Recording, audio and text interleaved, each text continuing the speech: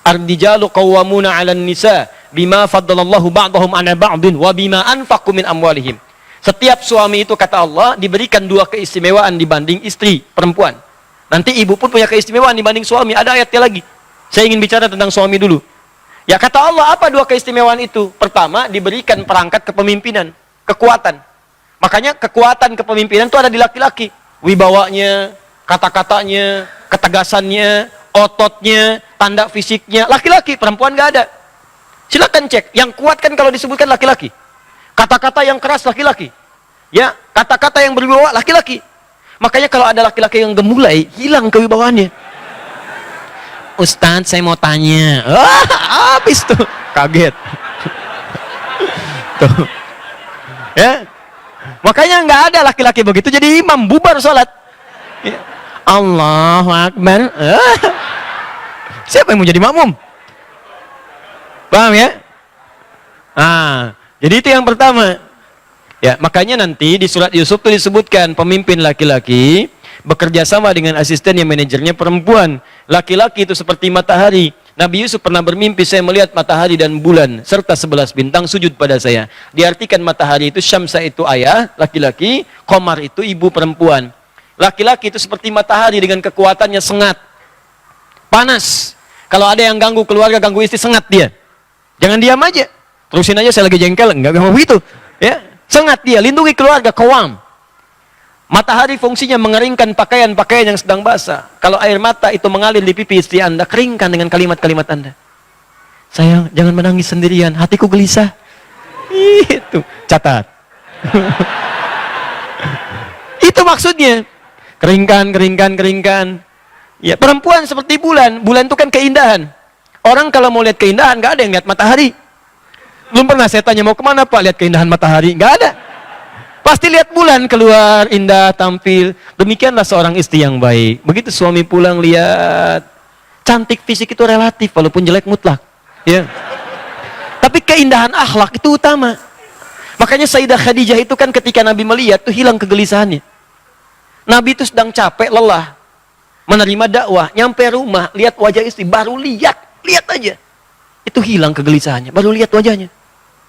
Dia bukan bicara masalah kecantikan fisik, bukan. Keindahan kata-katanya, keindahan tampilannya.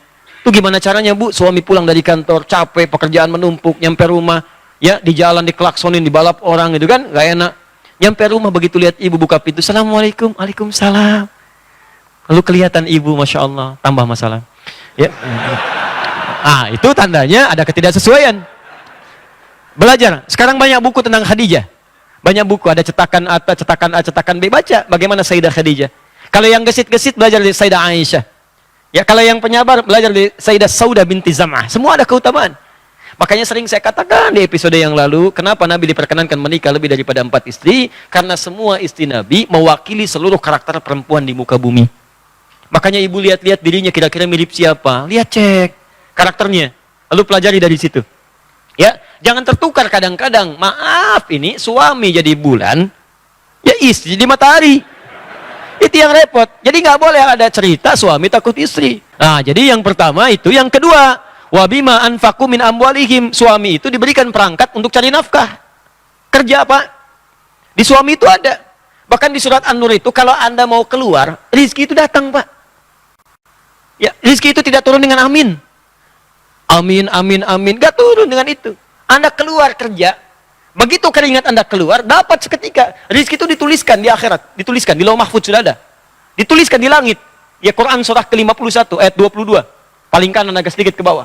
Wa fis sama'i rizqukum wa ma tu'adun. Di langit rizki Anda dituliskan, sudah ada. Dan dijanjikan oleh Allah akan diberikan. Kapan itu diberikan? Kalau Anda keluar, mau kerja menjemputnya. Anda keluar, baru keluar rumah tuh dituliskan.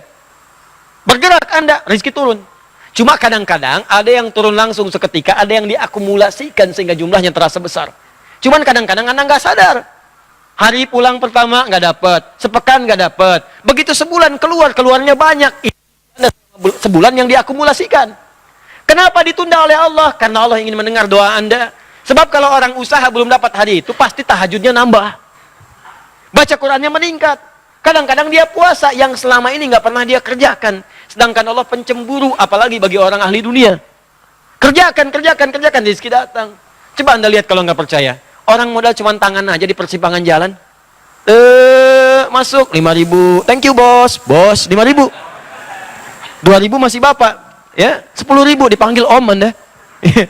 Ya, ada yang modal peluit, ada yang jalan, ada yang bawa barang-barang, ada yang belajar sampai tinggi sehingga dengan peningkatannya melesat. Tapi ingat baik-baik kata Allah, setelah dapat itu semua, yang harus Anda petakan, coba pelajari kebutuhan rumah tangga itu berapa.